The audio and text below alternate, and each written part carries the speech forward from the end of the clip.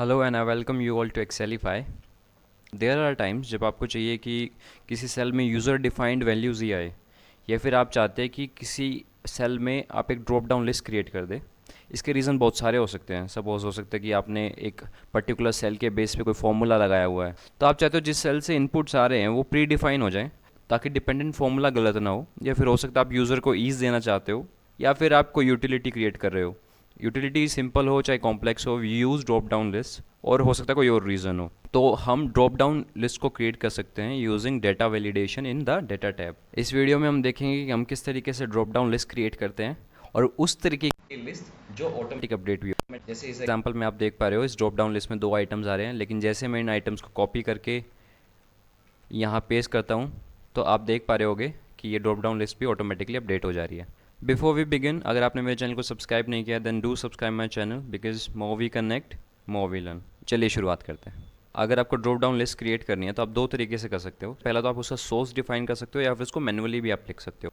List create करने के लिए आपको डाटा टैब पे जाना पड़ेगा, then choose data validation list. जैसे मैंने कहा कि 2 तरीके होते हैं। सबसे पहला तो आप मैनुअली लिख सकते हो। सपोज मेरे को येस और नो चाहिए ड्रॉप डाउन में, तो कॉमा डालूंगा येस के बाद, नो स्पेस नहीं देना है, yes comma no, and click okay. तो एक लिस्ट आपकी क्रिएट हो गई है येस और नो की।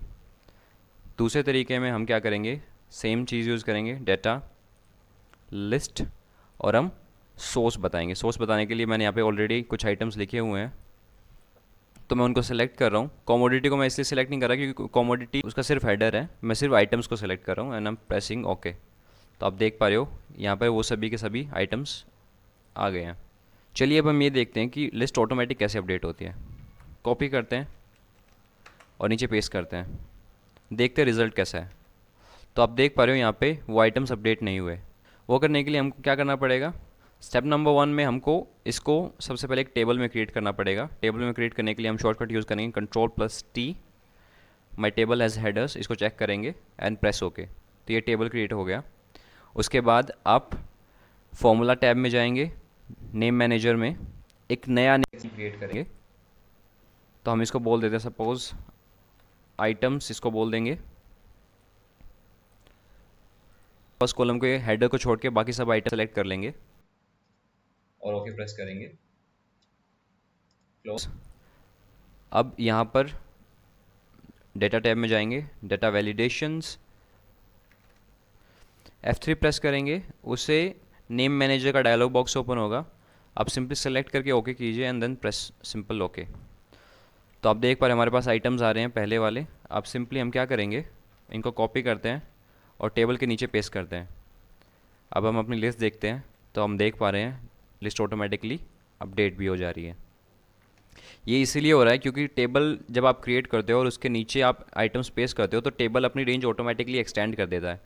अब इसमें एडिशनल अगर आप चाहते हैं कि यूज़र जैसे इस पर हावर करे अपने कर्सर को, उसको एक मैसेज आ जाए कि आप आइटम सेलेक्ट कीजिए from the drop down menu. तो उस केस में आप डाटा वैलिडेशन पे जाइए, इनपुट मैसेज, टाइटल आप कुछ भी दे सकते हैं अपनी मर्जी का। Let's say choose item from drop down menu, okay.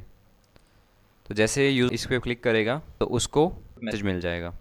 अगर मैं इस सेल में कुछ और वैल्यू इंसर्ट करने का प्रयास करूँ, सपोज ABC, तो एक एरर आ जाएगा क्योंकि हमने डेटा वैलिडेशन यूज़ किया है। तो जितने भी लिस्ट में डिफाइंड आइटम्स है सिर्फ उसी को यहाँ पे लिख सकते हैं या फिर सेलेक्ट कर सकते हैं। हम चाहते हैं कि यहाँ पे एक कस्टम मैसेज आए, तो उस केस में हम क्या करेंगे, simple data validations error alert.